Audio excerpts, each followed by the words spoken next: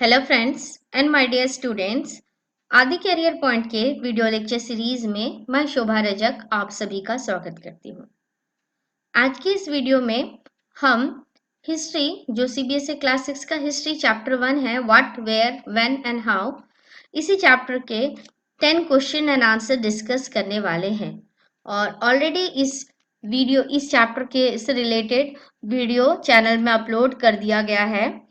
मैं उसका भी लिंक प्रोवाइड कर दूंगी ताकि आप इस चैप्टर को डिटेल में वहां से समझ पाए।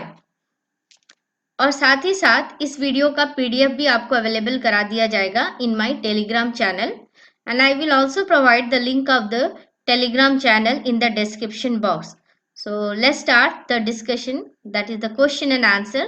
10 questions. Question number 1. What can we know about the past? हम past के बारे में क्या जान सकते हैं? So we can know several things about the past. तो हम past के बारे में बहुत सारी चीजें को जान सकते हैं. For example, what people ate, लोग क्या खाते थे, and the kinds of the clothes they wore, किस तरह के कपड़े वे पहनते थे, and the houses in which they lived, और किस तरह के घरों पे वो रहते थे, and about the lives of hunters, herders, farmers and rulers, इन सभी के लाइफ के बारे में भी हमें जो है पता चल सकता है if you study the past. Now, question number 2. Who were known as skilled gatherers? Skilled gatherers जो है वो कौन थे या फिर किन्हें हम skilled gatherers कहते हैं? तो in the ancient period, most of the people actually who lived along the banks of the rivers. In the video lecture, I discuss about the Narmada Valley.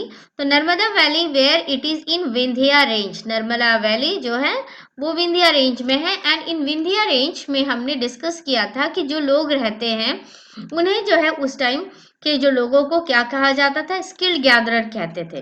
तो some of the earliest people who lived along the banks of river were known as skilled gatherers, and that is people who gather their food. यानी ऐसे लोग जो अपने food को gather करते थे. And they also knew about what? They also knew about the vast wealth of plants in the surrounding forest. यानी आसपास के इलाके पे जितने भी आसपास में जितने फॉरेस्ट थे वहां पर जितने तरह के प्लांट्स थे उनके बारे में भी उनको नॉलेज था. इसके अलावा they collected roots, they collected fruits and other forest produce for their food, ताकि वो सरवाइव कर पाए. इसके अलावा वो क्या करते थे? They also hunted animals. So these type of people were known as skilled gatherers. Now question number 3. Why did people travel from one part of the subcontinent to another part? यानी हमारे भारत देश में जिसे हम सब कॉन्टिनेंट कहते हैं, यहाँ पर लोग एक पार्ट से दूसरे पार्ट पर क्यों ट्रेवल करते थे? अगर आप अपने बुक में चैप्टर्स को सही तरीके से रीड किए हैं तो पेज नंबर 3 में आपको मिलेगा कि उस जमाने में भी, एंशिएंट पीरियड में भी, जबकि उनके पास में आने जाने के साधन सही तरीके से अवेलेबल नहीं थे. चारों तरफ आप अगर हमारे इंडिया के फिजिकल मैप को देखें तो आपको माउंटेन्स नजर आएंगे, रिवर वैलीज नजर आएगी, ये सब कुछ. लेकिन इन सब ने भी कभी लोगों को एक जगह से दूसरे जगह जाने से कभी रोका नहीं.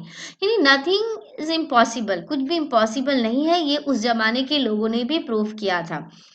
लेकिन अब ये जानते हैं कि क्यों वो लोग एक जगह से दूसरे जगह ट्रैवल करते थे. So they travel because in search of livelihood. So men and women moved in search of livelihood, and they also escape from natural disasters. Natural disasters उस टाइम पे भी होते थे, जैसे कि अगर मान लो फ्लड्स हो गया, बारिश का मौसम है, और इसके अलावा अगर बारिश ठीक से नहीं होती तो ड्रॉट्स पड़ जाते थे. इसके वजह से भी लोग एक जगह से दूसरी जगह ट्रैवल करते थे. And sometimes men also march in armies. Why? Because to conquering other lands. तो दूसरे के लैंड को कैप्चर करने के लिए भी लोग जो है एक जगह से दूसरी जगह ट्रैवल्स करते थे. आप स्टूडेंट दो और रीजन लिखिएगा आपकी बुक से पढ़कर कि why did people travel from one part of the subcontinent to another other than these three. Okay. Now question number 4. What do you know about manuscript? Manuscript के बारे में आप क्या जानते हैं? And you have also discuss the problems associated with the manuscripts. तो manuscript से related आपको प्रॉब्लम भी बताना है और आप मैन्युस्क्रिप्ट्स को के बारे में क्या जानते हैं या फिर what are manuscripts. So manuscript actually the books written by hands. तो वो सारी किताबें जो हाथों से लिखी गई उस जमाने में, तो उन्हें कहते हैं मैन्युस्क्रिप्ट। अब आ जाते हैं, ये जो टर्म मैन्युस्क्रिप्ट है, ये टर्म आया कहाँ से? So this comes from the Latin word. तो ये मैन्युस्क्रिप्ट जो है वो लैटिन वर्ड मनु से आया है, विच मीनिंग हैंड, यानी वो चीजें जो हाथ से लिखी जाती है। मनु मीन्स हाथ, तो हैंड रिटन मटेरियल्स को हम क्या कहते हैं? Manuscript. And these were usually written on what? Written on palm leaf और on the specially prepared bark of a tree which is known as the birch and which grows in the Himalayas. Now, the second part of the question, in this second part, what the question is asking to us is that also discuss the problems associated with manuscript.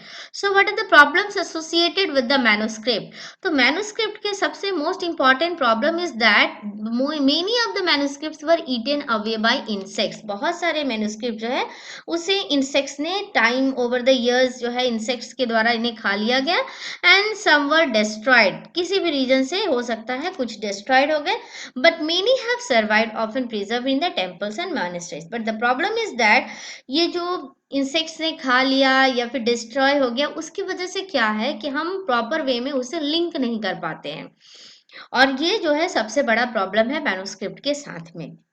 Now the next question, question number 5, mention the languages in which manuscripts were written. तो manuscripts जो है वो कौन कौन सी भाषाओं में लिखी गए? तो सबसे मोस्ट इंपॉर्टेंट ये है कि many of the manuscripts were actually written in Sanskrit, others were in prakrit. Now the question comes, what do you mean by prakrit? तो prakrit means actually the languages used by ordinary people. जैसे कि बंगाल में अगर हम हैं तो बंगाल में हम किस भाषा में बात करते हैं? बंगाल में हम बांग्ला भाषा में बात करते हैं, तो ये हो गया बंगाली, यहाँ की प्रकृत लैंग्वेज हो गई।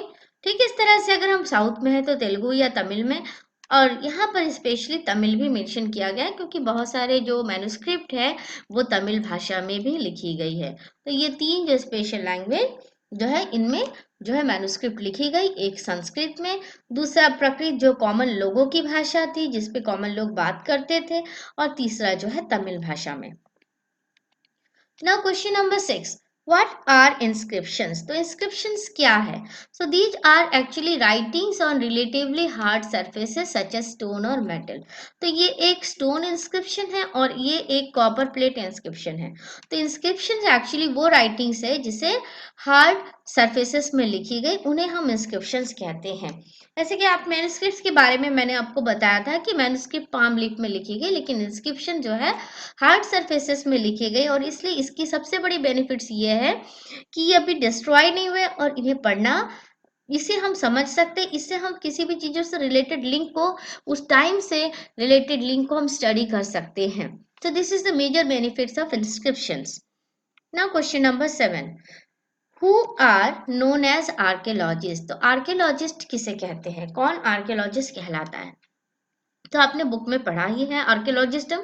सो archaeologist those who study objects, जो ऑब्जेक्ट्स स्टडी करते हैं, क्या कैसे ऑब्जेक्ट जो made and used in the past, यानी ये आप इमेजेस देख सकते हैं, ये हड़प्पन सिविलाइजेशन के इमेजेस मैंने आपको बताए हैं, most important ancient civilization of India that is the Harappan. तो ये हड़प्पन सिविलाइजेशन से रिलेटेड इमेजेस है, तो आर्कियोलॉजिस्ट इन्हीं सारी चीजों को स्टडी करते हैं, एंड उन्हें ही, जो व्यक्ति इन सारी चीजों को स्टडी करता है उन्हें हम आर्कियोलॉजिस्ट कहते हैं। And they study the remains of buildings, वो बिल्डिंग्स के रिमेन्स को स्टडी करते हैं, मैंने आपको यहाँ पर दिखाया ही है। इसके अलावा ब्रिक्स, पेंटिंग्स, स्कल्पचर आप यहाँ पर देख सकते हैं, यहाँ पेंटिंग भी यूज किया गया है। और इसके अलावा they also explore and excavate, dig under the surface of the earth, ये जमीन के अंदर से ही इस तरह का सिविलाइजेशन का इमेजेस पूरा पाया गया है, पूरे सिविलाइजेशन को उन्होंने डिस्कवर किया है। इसके अलावा वो टूल्स स्टडी करते हैं, weapons, pots, pans, ornaments and coins. तो जो व्यक्ति या द पर्सन और द स्कॉलर दो जो study all this things, they were known as, they are actually known as archaeologist. Now question number 8, who are known as historians. अब historians किसे कहते हैं? देखिए आर्कियोलॉजिस्ट जो है वो रिमेन्स को स्टडी करते हैं, हिस्टोरियंस जो है वो पास्ट को स्टडी करते हैं। पास्ट से रिलेटेड मैटर्स को स्टडी करते हैं, तो उन्हें हम हिस्टोरियंस कहते हैं। Now question number 9, why do you think ordinary main and women did not generally keep records of what they did?